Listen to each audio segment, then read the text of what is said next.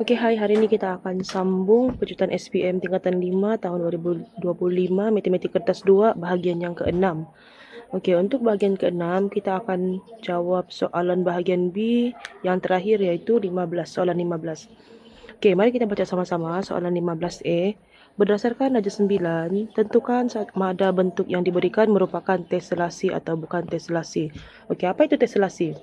Okey, kita tahu tesselasi adalah corak yang berulang tanpa pertindihan. Jadi, kamu tengok balik ini corak. Ada pertindihan kah?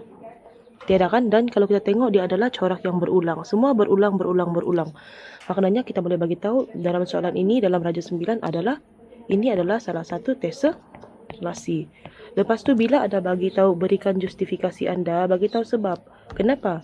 Tesselasi kerana dia adalah corak yang berulang dan tidak mempunyai pertindihan. Jadi kita tulis je lah. Tesselasi kerana corak berulang dan tidak mempunyai pertindihan. Ataupun tidak payah kamu hafal ini ayat. Yang penting kamu tahu konsep sahaja. Kamu bagi tahu corak berulang tidak mempunyai pertindihan, ada markah sudah. Maknanya di sini kamu akan dapat 2 markah untuk soalan 15A. Okey, untuk soalan 15B, okey. Di sini kita nampak ada transformasi kan di sini. Okey, time kamu di tingkatan 1 atau tingkatan 2 tu, kamu ada belajar pantulan, putaran, translasi. Untuk masuk di tingkatan 5, kita hanya tambah satu iaitu pembesaran. Okey, bila kita baca soalan, kamu tengok, kita baca soalan lah. Dia cakap darjah 10 menunjukkan 3 pentagon, tidak sekata. Maknanya ada 5 bucu lah tapi tidak sekata. Dia bagi tahu A, B, C, D, E dengan F, G, H, I, J dan K, L, M, N, J. Ada 3 bentuk lah kalau kita tengok. Apa yang kita perlu buat?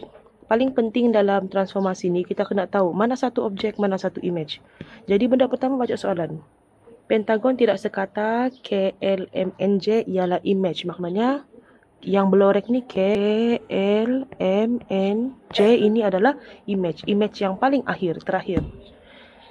Lepas tu di sini dia bagi tahu image bagi pentagon tidak sekata A, B, C, D, E. Maknanya ini adalah objek. A, B, C, D, E adalah objek. Ini adalah objek. Kita label dulu baru kita cari. Lepas tu dia bagi tahu di bawah gabungan penjelmaan U dan V. Dia menghuraikan selengkapnya penjelmaan di bawah. Maknanya kalau dia bagi U ke V, kita kena buat V dahulu. Maksudnya daripada objek A, B, C, D, E kepada image dia J, I, H, G, F. Daripada ini ke sini, apa yang terjadi? Okey. Kalau kamu nampak di sini, ingat balik sini, kita imbas balik. Okey, kita sebelum ni pernah belajar translasi. Yang pertama, translasi. Translasi dia ada pergerakan X dan pergerakan Y. Yang kedua, kita ada belajar pantulan. Kalau pantulan, kita kena tengok cermin. Ada cermin lah, pantulan. Yang ketiga, kita pernah belajar dulu apa lagi dia? Pantulan, putaran. Putaran dia ada 180 darjah, ada 90 darjah ikut arah jam, ada 90 darjah lawan arah jam. Okey, kalau translasi, ingat tiada sangat berubah. Kalau translasi bentuk dia tidak berubah pun. Yang berubah adalah kedudukan X dan kedudukan pergerakan X dan Y. Maknanya kalau ini objek, ini image, kita kira pergerakan dia berapa. Ini bentuk translasi. Kalau pantulan pula, dia ada cermin. Begini bentuk dia. Macam kita tengok cermin lah. Kalau kita tengok cermin, pernah kamu tengok muka kamu di kaki kamu di muka? Enggak kan? Nah, maknanya kalau pantulan bentuk dia macam ni. Kalau ini objek, ini image. Okey, lepas tu kalau putaran, kita kena tahu dia ada pusat. Macam mana mau cari pusat? Okey, kita ada paksi X. Kita ada paksi Y. Okey, contoh kalau putaran, kalau contohlah segi kita. Kalau dia berputar pada pusat asalan, titik asalan 00, bila putar, dia akan jadi macam ni. Kayak di sejarah Mega si Joshua. Ya. Begitu. Okey. Kita tengok di sini, kita punya V daripada sini ke sini berlaku apa?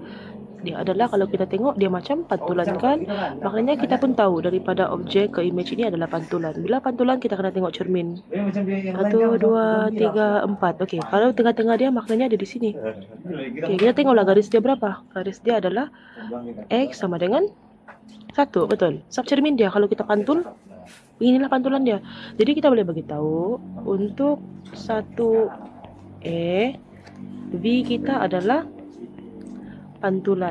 Bila pantulan kita kena bagi tahu dia pada garis apa? Pantulan pada garis yang kita jumpa tadi cermin dia adalah X sama dengan 1. Selesai. Okey, kita sambung soalan B. Soalan B, U. Daripada image yang pertama pergi image yang seterusnya, apa yang berlaku? Kita belajar ada 3. Yang terakhir, yang terakhir adalah pembesaran. Bila pembesaran, objek kita sama ada besar, image kita kecil, ataupun objek kita kecil, image kita besar. Itu dua-dua kita panggil pembesaran. Tidak pernah kita belajar pengecilan. Okey. Jadi kita nampak di sini adalah pembesaran. Bila pembesaran ada 3 benda kita kena tahu. Apa pusat dia, lepas tu apa dia punya faktor skala. Ni. Lepas tu macam mana mau cari? Faktor skala. Faktor skala itu formula mau cari faktor skala, cari panjang image bahagi panjang objek. Ini kena cari yang sepadan lah. Contoh, sekarang kita tahu U kita adalah pembesaran. Kita boleh bagi tahu pembesaran. Bila pembesaran kita kena cari tahu pada pusat apa? Pada pusat. Pusat tu macam mana mau cari? Cari bucu sepadan, kita garis. Macam ni kita memang nampak terus lah. Contoh tengok. Kalau bucu sepadan, ini sama dengan ini, betul. Yang ini sama dengan ini. Ini pula sama dengan ini. Maknanya kita tahu yang sepadan di mana? Bucu sepadan kita ada di ini ke sini. Bucu sepadan kita ni nah. Maknanya faktor dia punya koordinat berapa? Pusat dia berapa?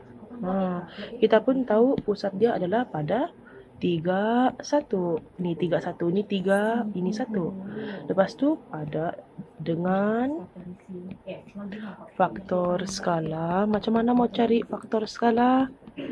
Pilihlah mana-mana yang bucu tepi sepadan, sisi sepadan. Contoh, kalau kita ambil ini sepadan dengan ini. Betul? Jadi kita kira berapa pergerakan dia. Sini 1, 2, 3, 4, 5, 6, 7, 8, 9. Maknanya 9 bahagi sini 1, 2, 3. 9 bahagi 3 kita akan dapat 3. Jadi faktor skala kita adalah 3. Selesai. Kita sambung soalan B2. B2.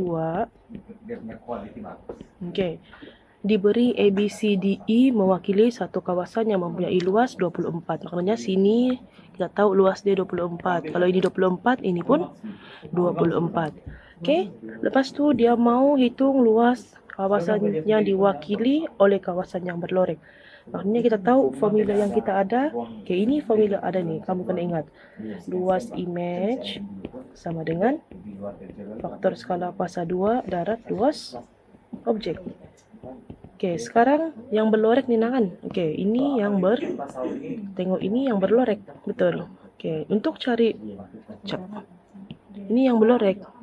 Betul, untuk cari yang tidak berlorek kita kena tahu dulu berapa yang keseluruhan image ini. Kita cari luas image kita, masih lagi luas image sama dengan kita 3 kuasa 2 darab luas objek 24. Maknanya luas image keseluruhan kita tahu kita dapat 216.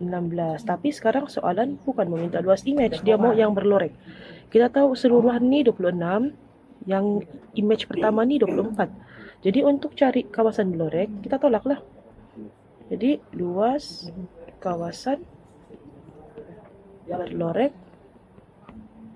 sama dengan 216 kita tolak dengan 24. Bila kita tolak kita akan dapat 192. Selesai. Macam tu saja. Yang ni semuanya adalah formula. Ini formula. Ini formula ni. Tadi kena ingat macam mana mau cari faktor skala. Formula faktor skala. Ini faktor skala. Selesai. Itu saja untuk soalan 15. Oke, jumpa lagi. Oke, bye-bye.